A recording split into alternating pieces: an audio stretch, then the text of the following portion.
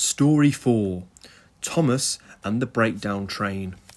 Every day, the fat director came to the station to catch his train, and he always said, "Hello," to Thomas. There were lots of trucks in the yard. Different ones came in every day, and Thomas had to push and pull them into their right places. He worked hard, and he knew now that he wasn't so clever as he had thought.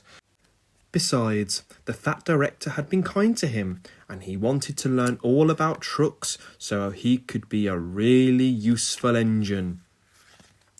But on a siding by themselves were some trucks that Thomas was told he mustn't touch.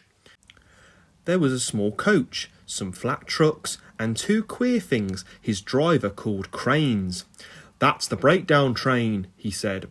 "When there's an accident, the workmen get into the coach and the engine takes them quickly to help the hurt people and to clear and mend the line.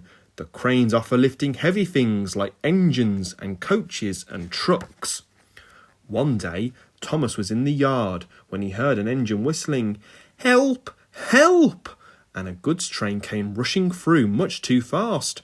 The engine, a new one called James, was frightened. His brake blocks were on fire, and smoke and sparks steamed out on each side.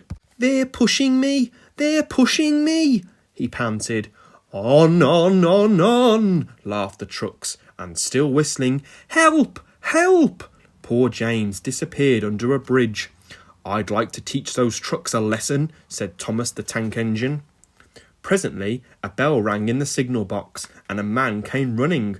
"James is off the line! The breakdown train, quickly!" he shouted.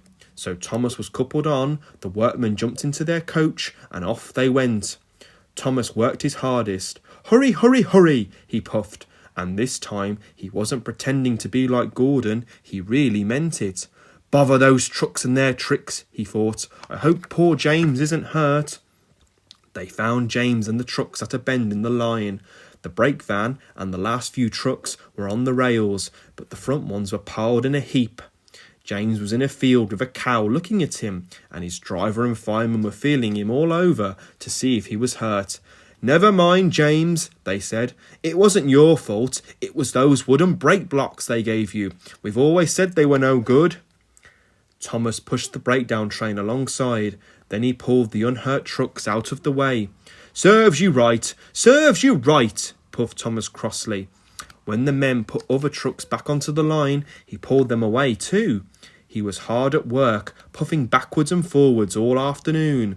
"This'll teach you a lesson! This'll teach you a lesson!" he told the trucks, and they answered, "Yes, it will! Yes, it will!" in a sad, groaning, squeaky sort of voice. They left the broken trucks and amended the line. Then, with two cranes, they put James back on the rails. He tried to move, but he couldn't, so Thomas helped him back to the shed. The fat controller was waiting anxiously for them. "Well, Thomas," he said kindly, "I've heard all about it, and I'm very pleased with you. You're a really useful engine. James shall have some proper brakes and a new coat of paint, and you shall have a branch line all to yourself." "Oh, sir," said Thomas happily. Now Thomas is happy as can be.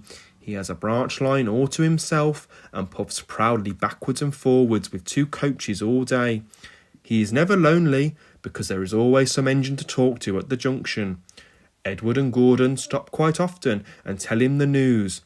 Gordon is always in a hurry and does not stop, but he never forgets to say "poop poop" to little Thomas, and Thomas always whistles "peep peep" in return.